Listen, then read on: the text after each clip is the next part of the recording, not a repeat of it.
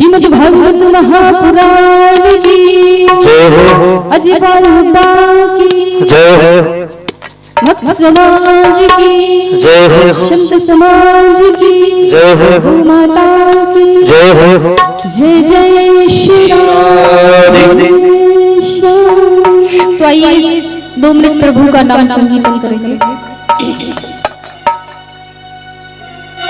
राधे राधे जपो चले आएंगे बिहारी, सभी तालियों से ओ राधे राधे जपो चले आएंगे बिहारी।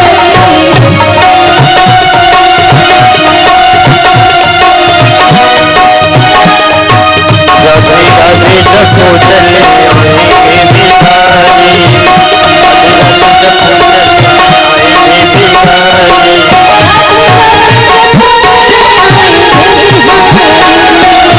राधे जपो चले आएंगे बिहारी,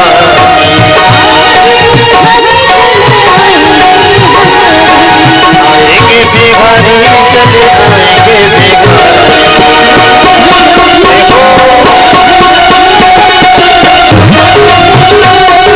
राधे राधे जपो चले आएंगे बिहारी, राधा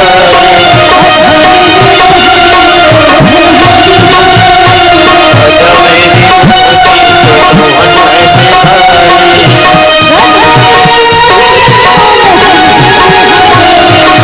मेरी मोहनी तो मोहन है बिहारी।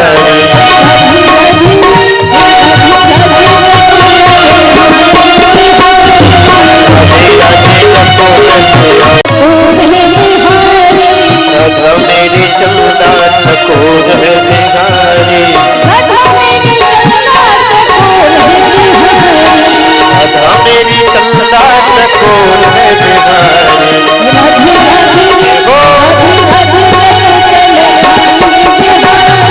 राधे राधे जपो चले आएंगे बिहारी, राधे राधे जपो चले आएंगे बिहारी।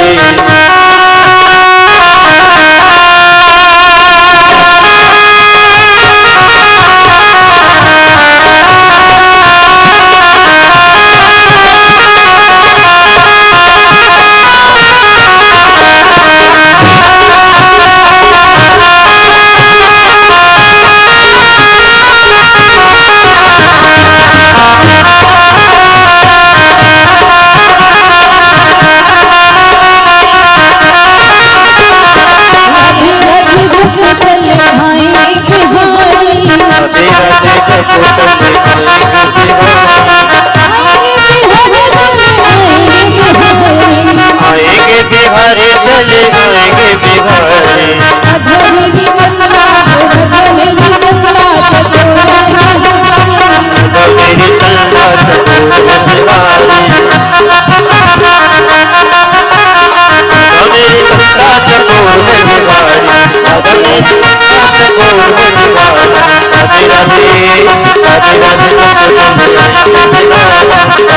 जपो चले आएंगे बिहारी, राधे राधे जपो चले आएंगे बिहारी, राधे राधे जपो चले आएंगे बिहारी। बोली रघुनंदन सरकार की जय हो। कल कथा सुनने के लिए कौन कौन आया था, जरा हाथ उठाइए।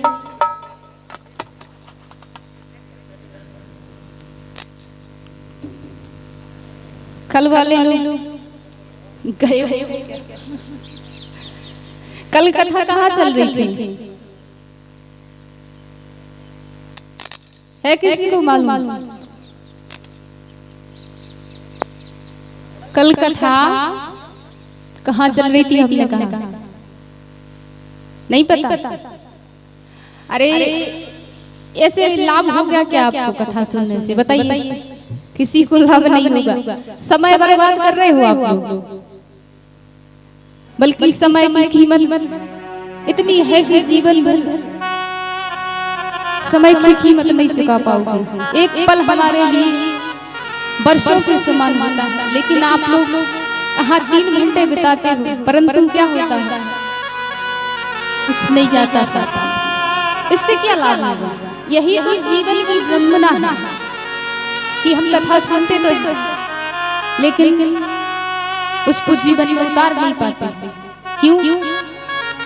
इसलिए कि हमने उस चीज को अपने हृदय तक उतारा ही नहीं।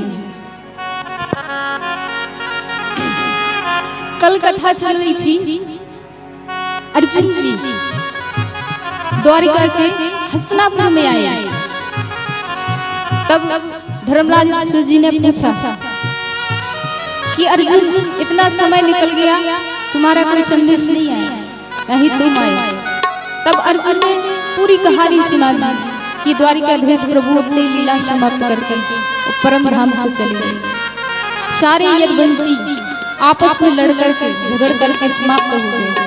जब कुंती मैया ने सुना तब उन्होंने अपने शरीर को तिनके के समान त्याग दिया। अब सुनने के लिए आई थी क्या कि द्वारिकावासी कैसे हैं, खुशहाल है कि नहीं, लेकिन सुना क्या कि सारे यदुवंशी समाप्त हो गए। तो कुंती मैया ने अपने शरीर को त्याग दिया। अब पांचों पांडवों ने सोचा कि द्वारिकाधीश प्रभु के बिना हमारा जीवन भी कुछ भी नहीं है, हमें जीना नहीं चाहिए। तब धर्मराज युधिष्ठिर जी महाराज शरीर समेत प्रभु के धाम को चले गए। चार पांडव और द्रौपदी जी शरीर को त्याग करके वो भी चले गए और परम सुंदर उपदेश राजा परीक्षित जी को दे दिया। किसने? धर्मराज युधिष्ठिर जी। कहा कि आप अब राजपाट संभालो और जीवन में 3 बातों को याद रखो। कौन सी? शरण में आए हुए व्यक्ति की, चाहे वो तुम्हारा शत्रु ही क्यों ना हो, उसे क्षमा कर दो। द्वार पर आया हुआ अतिथि उसका सत्कार करना और आंखों के सामने कभी पाप नहीं देते। जब इन 3 बातों पर ध्यान रखोगे ना तो जीवन में कोई कठिनाई नहीं आएगी। परीक्षित जी को राजा बना दिया तो धर्मराज चले गए। राजा परीक्षित जी राज करके समय बीता, बड़े हुए, इनका विवाह हुआ। ऐरावती नाम की इनकी पत्नी। शास्त्रों में ऐसा वर्णन आता है कि राजा परीक्षित जी के 4 पुत्र हैं। सबसे बड़े पुत्र का नाम है जन्मेजय। जन्मेजय बड़े हुए, थोड़ा राजकार्य संभालने लगे। राजा परीक्षित का समय हुआ, थोड़ा वृद्ध हुए। वृद्धावस्था जैसे ही आ जाए ना तो भजन करना चाहिए। इस शिक्षा में शास्त्रों से मिलती है, यही राजा परीक्षित हमें सिखा रहे हैं। राजा परीक्षित जी क्या करते हैं? अब तो राज्य का जो कार्य है वो जन्मेजय के ऊपर डालते हैं, उसे संभालो, अब हमें भजन करना। देश बदल करके संत ऋषियों के आश्रमों में जाते राजा परीक्षित जी झाड़ू लगाते, क्योंकि राजा के वेश में जाएंगे तो कोई सेवा करने नहीं देगा, इसलिए अपना वेश बदल करके जाते सेवा करते। ऐसे समय बीता। एक दिन राजा परीक्षित जी अपने जो उनके पूर्वजों का खजाना था उसमें गए। वहां पर एक चमकता हुआ मुकुट देखा। उस मुकुट को पहन करके राजा परीक्षित जी जंगल में भ्रमण करने के लिए निकल गए। भ्रमण करते हुए क्या देखा उन्होंने? एक गाय है, एक बैल खड़ा हुआ है। बैल के 3 पैर टूट चुके हैं, सिर्फ एक पैर पर बैल खड़ा हुआ है। गाय माता रो रही है। मैं आपको बता दूं, वो बैल कोई और नहीं, साक्षात धर्म और वो गौ माता साक्षात धरती मां। तो सतयुग, द्वापर, त्रेता, ये 3 युग निकल चुके हैं। अंतिम चरण है कलियुग। तो एक पैर पर वो बैल खड़ा है, गौ माता रो रही है। राजा परीक्षित जी देख रहे हैं सब। बैल ने कहा, मां आप रो क्यों रही हैं? इसलिए कि ठाकुर जी अपनी लीला समाप्त करके चले गए। आप पर नाना प्रकार की ठाकुर जी लीलाएं करते थे। तो आप इसलिए दुखी हो या फिर मेरे 3 पैर टूट गए हैं, मैं एक पैर पर खड़ा हूं इसलिए आप दुखी हो। गौ माता कहती हैं मैं दुखी इसलिए हूं कि जब त्रेता और द्वापर सतयुग आता है तब बहुत से भक्त होते हैं, संत होते हैं जो प्रभु का भजन कीर्तन हवन इत्यादि करते हैं इस धराधाम पर आकर, इस धरती पर आकर, तब मैं प्रसन्न होती हूँ। क्यों? क्योंकि तब धर्म बढ़ता है। और जब कलयुग आता है ना, कलयुग के प्रभाव से इस धरती पर बहुत पापी बढ़ जाते हैं, अत्याचारी बढ़ जाते हैं। और जब जब धर्म की हानि होती है तब मैं दुखी होती हूँ। इसलिए मैं दुखी हूँ। क्यों? कलयुग आ गया है। जिस दिन से गोविंद लीला समाप्त के करके गए उसी समय से कलयुग आ गया। ये सब बातें राजा परीक्षित जी ने सुनी। उसी समय एक काला व्यक्ति आया, बड़े बड़े नेत्र हैं, बड़े बड़े बाल, हाथ में तलवार लेकर के आया। उस बैल का वो चौथा पैर काटने के लिए राजा परीक्षित जी ने देखा कि ये बैल पर प्रहार करने वाला है, तब वो दौड़े, तब वो कलयुग परीक्षित जी की चरणों में गिर पड़ा, लेट गया, प्रभु क्षमा कीजिए। परीक्षित जी ने पूछा आप कौन हो? कलयुग बोला मेरा नाम है कलयुग। परीक्षित जी बोले मेरे नगर से भाग जाओ, यहाँ कोई काम नहीं है तुम्हारा। कलयुग बोला प्रभु राजा जहाँ देखता हूँ सर्वत्र आपका राज्य, मैं जाऊँ कहाँ? आपने भी कोई स्थान मुझे दिया होता तो मैं वहाँ निवास करता। उस समय राजा परीक्षित जी ने 4 स्थान दिए। कहाँ? एक तो जहाँ शराब लोग बेचते हैं, मदिरालय, जहाँ जुआ खेलता है, जहाँ गौ माता को प्रताड़ित किया जाता है, नारी का सम्मान नहीं होता है, ऐसे 4 स्थानों पर कलयुग का वास होता है। 4 स्थान दिए। कलयुग बोला महाराज जैसी शकल देखी आपने वैसे ही हमें तो स्थान भी दे दिए, कोई अच्छा सा स्थान तो दे दीजिए। कलयुग बोला राजा वैसे तो मैं अवगुणों का भंडार हूँ, मेरे अंदर अवगुण हैं, सिर्फ एक गुण है। परीक्षित जी ने पूछा कौन सा? बोले एक गुण वो है। कलयुग कहता है ओ कलयुग केवल नाम अधरा, सुमिर सुमिर नर रही पार, राम सिया राम सिया राम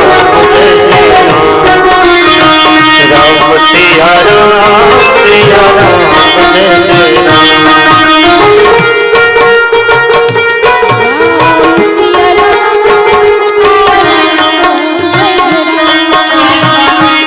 सिया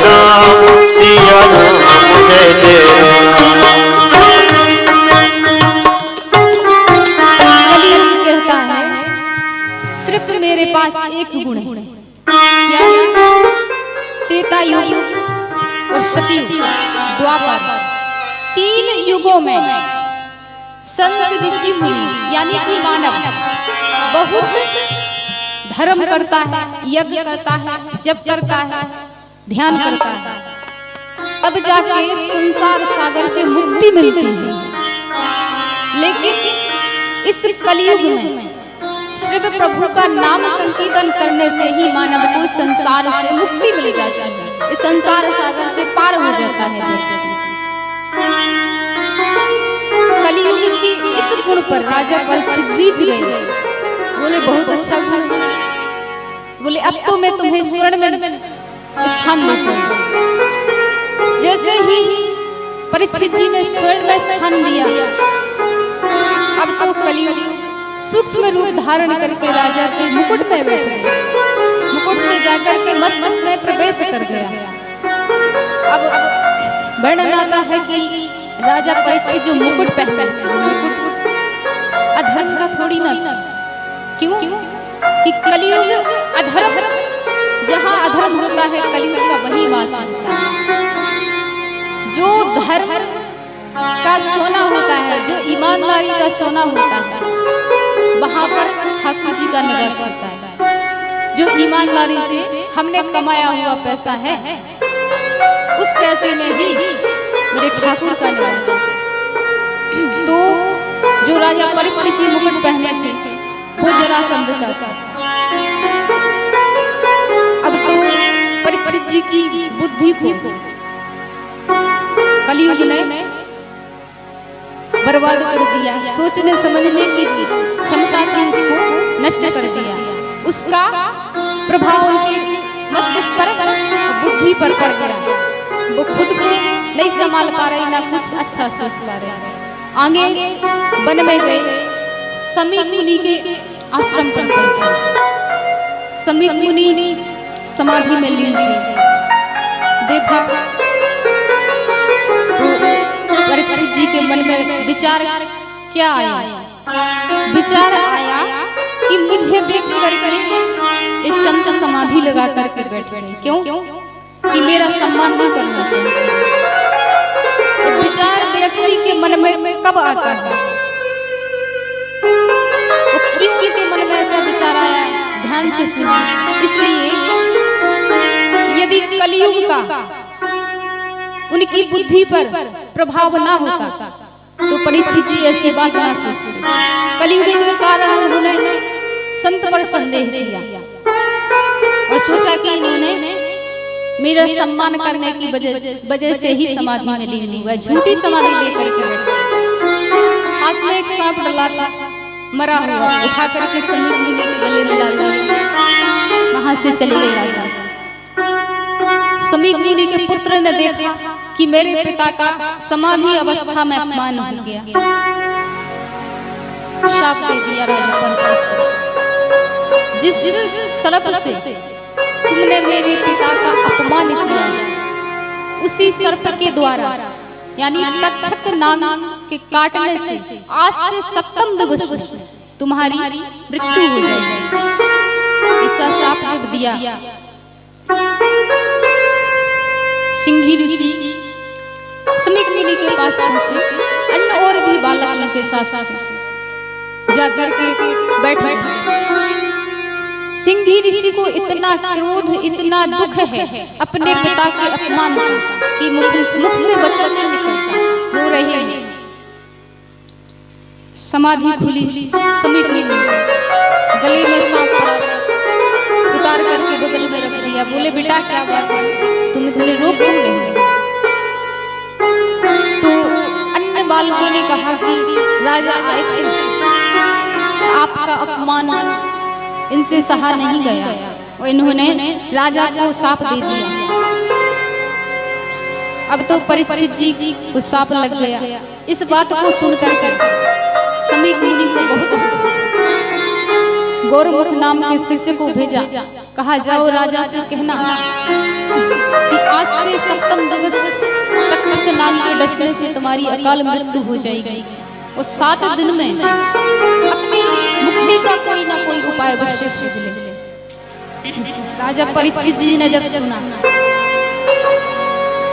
तो जन्मेजय को राज्य सौंप दिया। सब कुछ छोड़ करके गंगा तट पर पहुंचे। ऋषि मुनियों ने सुना कि हमारे सम्राट राजा परीक्षित जी को शाप लग गया। सभी पहुंचे परीक्षित जी के पास। परीक्षित जी के पास पहुंचे तो कहा हमने सुना है कि आपको शाप लग गया। राजा परीक्षित बोले नहीं, मुझे शाप नहीं लगा। क्यों? यदि मुझे शाप लगा होता तो आप जैसे महान संतों को दर्शन मुझे कहाँ होते। राजा परीक्षित जी ने सभी संत ऋषियों का सम्मान किया, स्वागत किया। एक ही प्रश्न किया, मुझे ये बताइए कि 7वें दिन मरने वाले व्यक्ति को क्या करना चाहिए? अब तो इतने बड़े बड़े उम्र वाले संत ऋषि मुनि हैं ना, मार्कंडेय मुनि ऐसे हैं जिन्होंने हजारों युग भी बीत गए लेकिन अभी तक इनकी मृत्यु नहीं हुई। इतने महान और बड़ी उम्र वाले हैं, लेकिन ऐसे ज्ञानी संत राजा परीक्षित जी को मुक्ति कैसे मिले सप्तम दिवस में, इसका निर्णय नहीं कर पा रहे। विचार कर रहे हैं क्या किया जाए कि राजा को मुक्ति मिल जाए। तब क्या हुआ, वहां पर सुखदेव जी का आगमन हुआ। राजा सोचने लगे सुखदेव जी आ गए तो हो सकता है कि मुक्ति मुझे मिल जाएगी। सुखदेव जी जैसे ही परीक्षित जी की सभा में आए, सभी संत ऋषि खड़े हो गए सम्मान के लिए। राजा परीक्षित जी सम्मान स्वागत। अब एक ही प्रश्न राजा परीक्षित जी ने सुखदेव जी से कि सप्तम दिवस में मरने वाले व्यक्ति को क्या करना चाहिए। तो सुखदेव जी कहते हैं राजा सप्तम दिवस में तो सबको मरना है, 7 दिन में सबको ही मरना है। ऐसा कोई नहीं है जो सप्ताह के बाहर मरे, है ही नहीं 7 दिन के बाद। सप्तम दिवस तो है, इसी में तो सबको मरना है। बोले आपने जो प्रश्न मुझसे किया है ये स्वयं के लिए नहीं कहा, स्वयं के लिए नहीं किया। यदि स्वयं के लिए किया होता तो आप ये कहते हैं कि आज से मैं 7वें दिन मरने वाला हूं, मेरी मुक्ति का कोई उपाय बताइए। लेकिन आपने ये जन कल्याण के लिए प्रश्न किया है, इसलिए मैं अवश्य ही मुक्ति का उपाय बताऊंगा। मुक्ति का उपाय परम सुंदर उपदेश देते हैं राजा परीक्षित जी को सुखदेव जी। कहते राजन, व्यक्ति को सबसे ज्यादा क्या करना चाहिए, प्रभु का भजन। भजन मात्र एक ऐसा है जिससे व्यक्ति को मुक्ति मिल सकती है, इसके अलावा कोई उपाय नहीं है, कोई उपाय है नहीं इसके अलावा। तो बोले भजन कैसे हो, ठाकुर जी में ध्यान कैसे लगे। क्यों? क्योंकि मन बड़ा चंचल है, मन अभी यहाँ है, अगले क्षण कहाँ पहुंच जाए किसी को पता नहीं। तो मन परमात्मा में कैसे लगे। तो सुखदेव जी कहते हैं जित श्वासो जित संगो, जित श्वासो जित इंद्रियों। क्या करना है, पहले आसन को जीतना है, फिर श्वास पर नियंत्रण करना है। संग को जीतना मतलब संत पुरुषों का संग करना है। जितेंद्रिय, इंद्रियों पर लगाम देनी है इंद्रियों को। क्यों? क्योंकि 5 कर्म इंद्रियां और 5 ज्ञान इंद्रियां, ये इंद्रियां व्यक्ति को अपनी अपनी ओर खींचती हैं। व्यक्ति बड़ा दुखी रहता है, क्या करूं? सबसे पहले इसलिए इंद्रियों को जीतना, इन पर काबू पालो, तब धीरे धीरे मेरे ठाकुर जी के चरणों में आपका मन लगेगा। जब मन लग जाएगा ना तो फिर आपको ठाकुर से प्रेम होगा, और प्रेम होगा तो घंटों आप भजन करोगे, तभी भी आपको मिल सकती है। अब आप देख लीजिए आज के युग की बात, आज क्या है, आज तो समय ही नहीं है किसी के पास। एक आसन पे बहुत समय तक बैठना तो नहीं बैठ पाते हैं, मेरा पाँव दुखने लगते हैं, बड़ी समस्या है, क्या करें। इन सब के बिना जीवन को शांति नहीं मिलेगी। शांति तभी मिलेगी जब गोविंद से प्रेम होगा। परीक्षित जी से सुखदेव जी कहते हैं, राजन प्रातः 4 बजे उठो, स्नान करो और क्या करना चाहिए? सबसे पहले उठो, बिस्तर पर बैठो, इसके बाद क्या करना है? हाथों को देखना चाहिए। कराग्रे बसते लक्ष्मी, कर मध्य सरस्वती,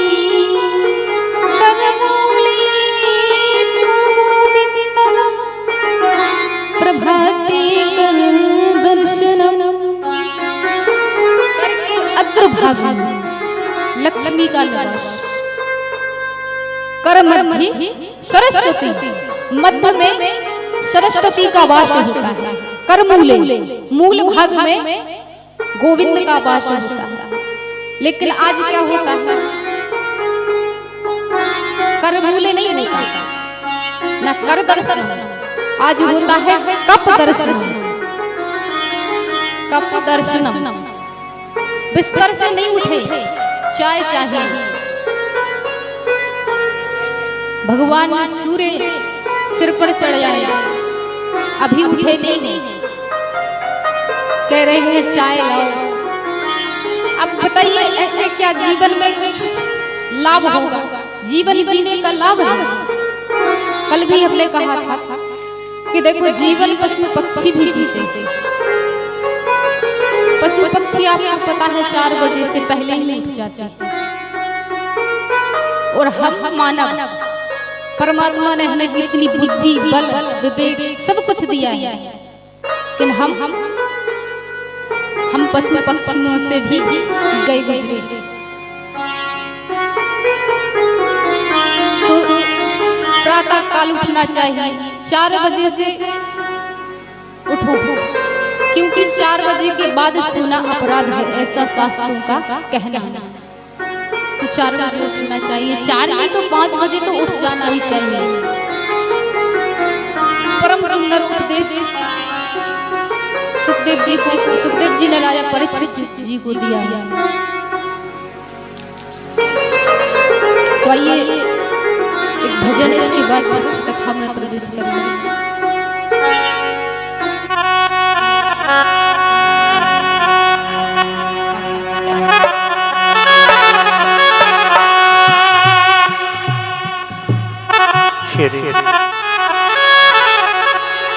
जादू भरी तेरी आंखें जिधर गई, जादू भरी तेरी आंखें जिधर गई,